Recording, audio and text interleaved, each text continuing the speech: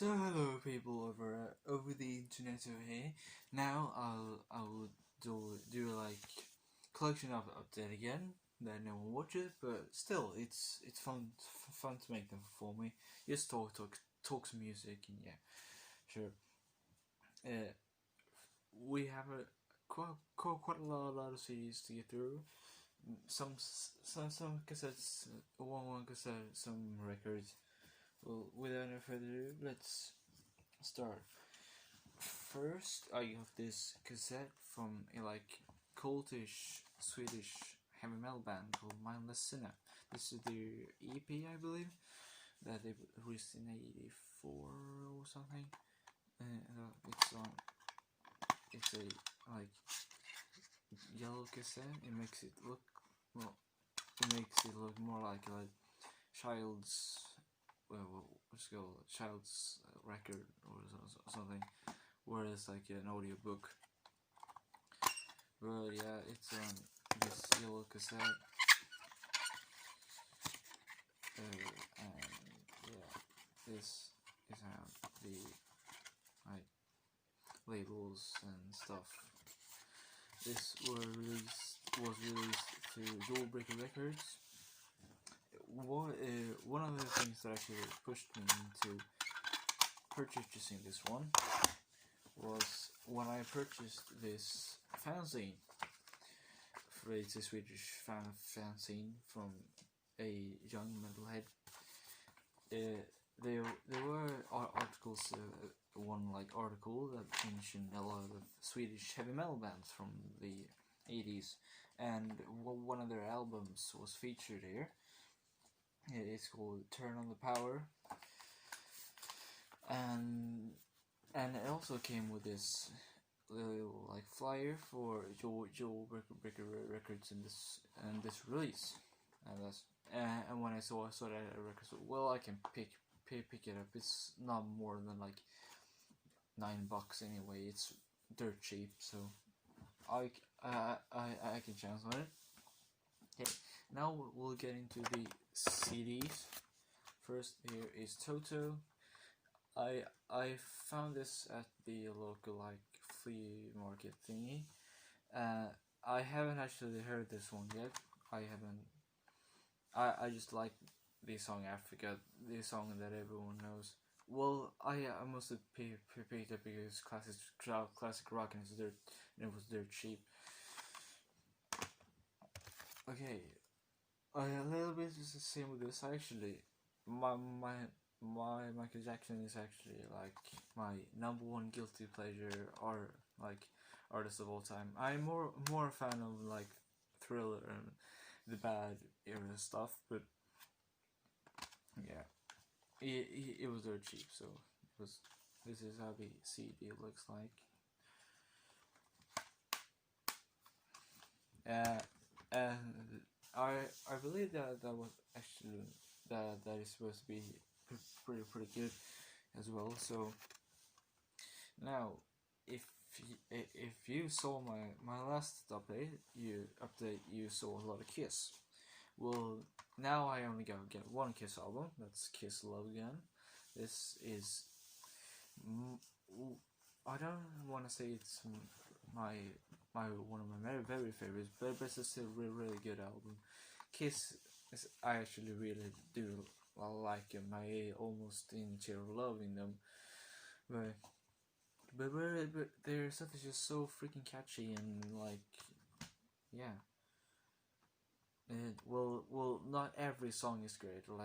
Then She Kissed Me is I don't really like that song at all. But this is the Kiss remasters, as you can see. They were in the 2000s. I think they put these out.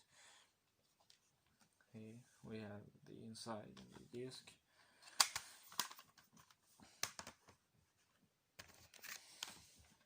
Okay, now we have a classic album, AC/DC.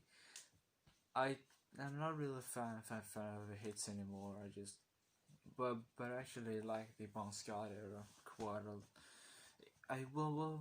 Thinking the Bon Scott era is pretty good. This was one of the same things with the Toto and Mikey Jackson.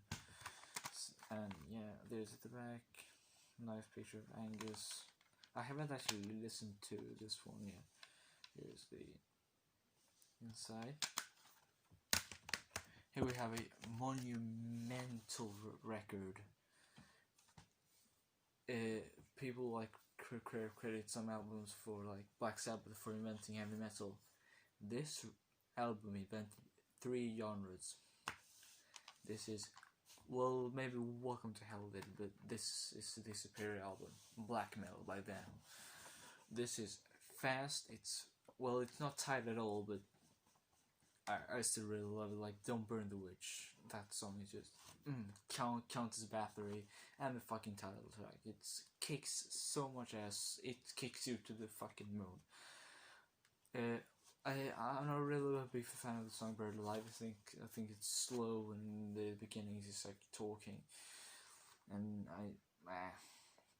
and this also got a lot of bonus tracks, like some 7-inch singles. For example, Bloodlust, I think, was a single. Die Hard, for example, Acid Queen, Bursting Out. Don't take my word for the Bloodlust was a single. I believe so. Die Hard is actually a really like good single song. But this is a monumental album. Everyone should have this in their collection. Now, even more like black metal-ish. This is Celtic Frost. It's a Megatherion. I really love Hellhammer. I dig the Morbid Tales. I haven't listened to this one as much at all. It doesn't click with me, this album, for some reason. I maybe need to see it more. There's the back with Tom G and the company.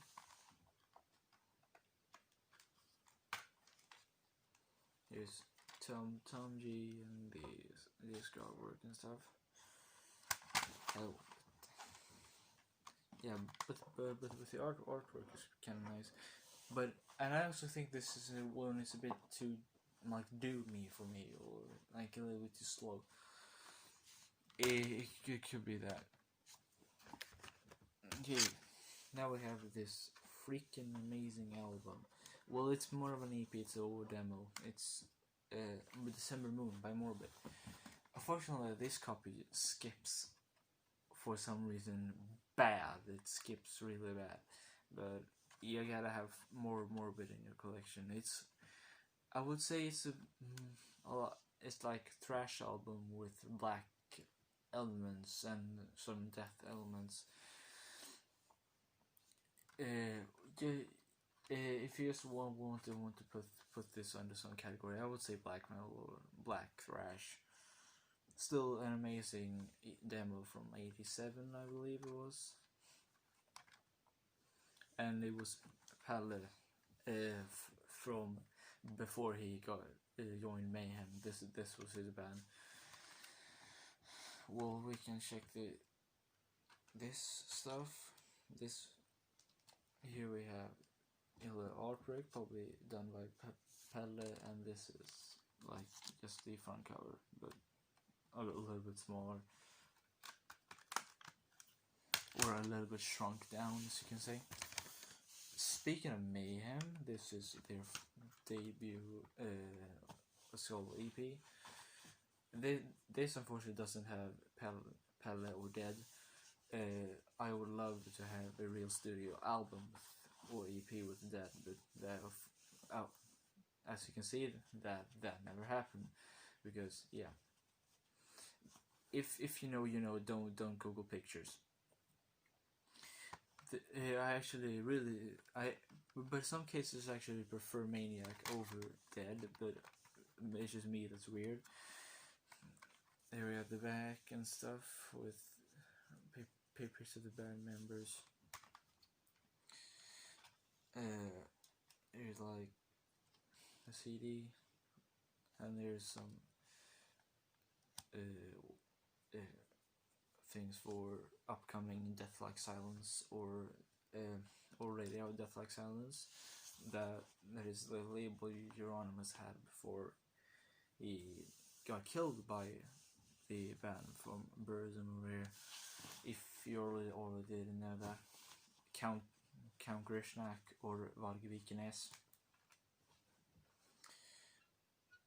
And I think there's even more things that were released on Death Like Silence, or to be released on Death Like Silence. This EP actually came out in 87, but this is like the reissue with the red cover, or this is probably a reissue of the reissue, probably. The last CD here is also a black metal album. It was a lot of black metal today. It's Transylvanian Hunger by Darkthrone.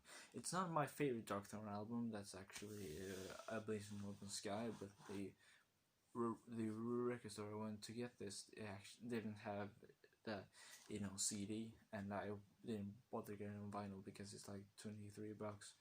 Well, I know that's probably it's probably a fair price, but I just wanted to get more music for my money. This is actually my second favorite Darkthrone album, and to piss people off, Under Funeral Moon is my least favorite of the classic album era, the Unholy Trilogy as it's called. I actually like the more cleaner guitars on this album. It kind of like fits good.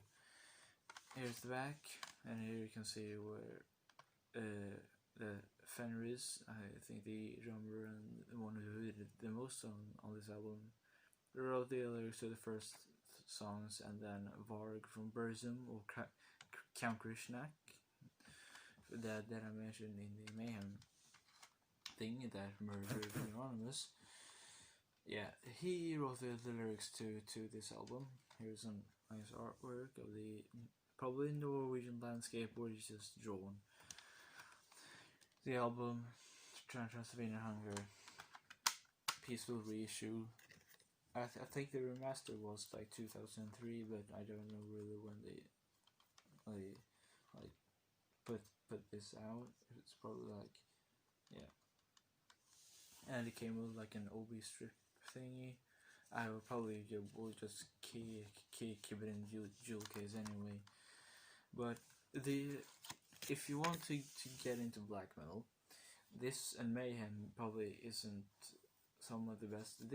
I will recommend this over the Mayhem album, but I will recommend you start with a little bit, so you can ease yourself in with like some Hellhammer or something. It isn't really like black metal, but it had influences on the black metal genre. But the Death Crush EP is like fairly, well, it's fairly thrashy, but the vocals can turn a lot of people off, I believe. Okay, now let's move from black metal to like some glammy metal, or how you want to say it. Wasp, the thing where you probably can't say on YouTube the Animal track, and the B-side is Show No Mercy. This is a picture disc. Wasp is actually like my favorite of the glam metal bands, with Motley Crue and Rat. Well, I like Wasp because they had like a more they had more of a heavy metal sound as well, and not like the Poison-ish or ooh, we are pop music. But Wasp is actually really good. This sings well, you could on the actual album, which I actually got, but it's in my dad's car, so I can't show it. But so I picked that one up as well. They have like the last track on the album. It fucking sucks, but the B-side, Show No Mercy, here, it's fucking brutal, and I love it. Why didn't you keep that on the album? I just don't get it. Well, the picture description of animal like a beast. Next up is the 1990s pressing actually, so I kind of I gotta pay like a pretty plenty penny for it. It's the eye. It costs like $30. It's actually in fairly good condition, and it's a Roadrunner original. Everyone knows this album, but at this point, it's maybe not one of his most popular albums, but it's still a really good album. He kind of forgot one in the King Diamond catalog. Here's just lyrics to the songs and stuff, pictures of the individual band members and stuff, with credits and stuff. We'll try to get this back in pretty smoothly.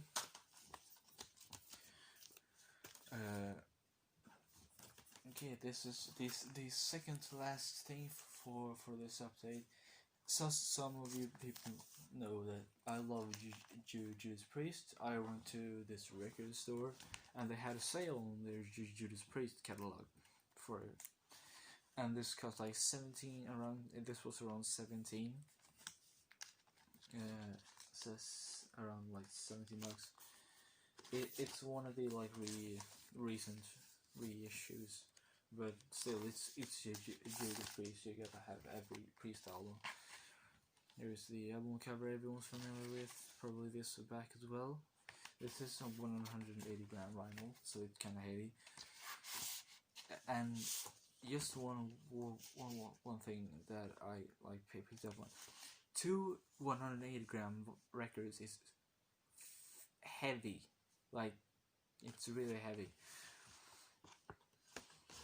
But okay, here we have the centering. It has the album cover, and here it says Judas Priest, some logos and the other sides, you know, with track listings and stuff. And it also came with a download card, but I don't really use those things because they like complicated, and that comes from someone who grew up in like internet era, or what you want to say. I am really familiar with technology, not to sound like cocky or anything, but now we have the last album. This comes from my favorite band of all time. They're absolutely freaking amazing. I love them to death. And that's Mercyful. This is the reissues from this year, and yeah, it came on like a reddish vinyl. I think it may have been an EMP exclusive. I don't actually know that. Here we have the Mercyful. It's like King Diamond, and it's an inverted cross, and all the other members like Michael Denner, Schenker, and no, not Schenker, Sherman, and Hansen and Rus, probably you pronounce it. And here were the other track listing as well. I think everyone is familiar with that track listing at this point. Here we have a insert with a band picture and lyrics to the songs, and here we have the record itself. It's in this really nice like metal blade thingy. I actually really like these sleeves. I think that logo is like really old school and cool. And it's on this very nice red vinyl. It's like red as I don't think I've seen something more red than this. It sounded like hypsy, like orange. Well, I don't know, but it was like some kind of weird. You could say like it's red vinyl because it is red. It's the same on both sides as the centering. and it's like red on the inside of this thing here over here.